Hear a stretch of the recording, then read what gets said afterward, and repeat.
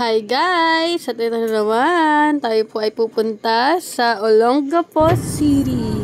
Pupunta po kami sa Subic dahil po ay celebrate namin ang birthday ni Ate Chantal. At ayan guys, nasa STX po kami. Papunta po na yan sa Subic. At ayan guys, alam nyo ba, pagdating namin dun sa daan, palabas dito sa STX, ay kami po ay nahuli. Dapat pala kakaliwa kayo kung liliko kayo. And then pagka diretso lang, dapat nasa right side kayo kung diretso lang. Kaya kami nahuli. Pero napakiusapan naman po namin.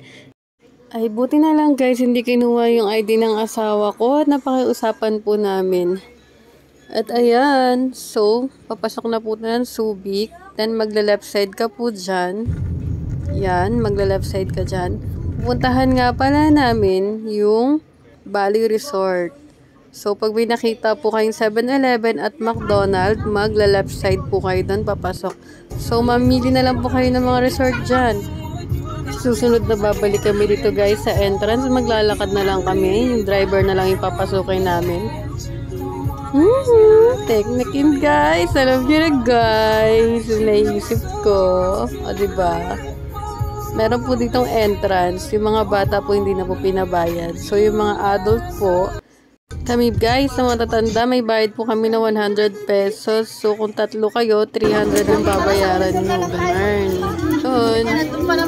Yan guys, birthday pala ng aking anak na panganay na si Chantal.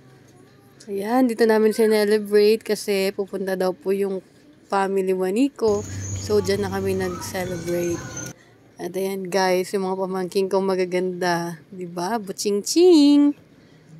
Simple lang naman po yung birthday ng anak ko. Hindi na po natin kailangan pabonggahin. Shoutout po Valencia Beach Resort. Palitan nyo na po to. Hindi ko na mabasa. At saka nga pala guys, yung cottage dito is 2,000. Yan. Malaki naman yung cottage nila.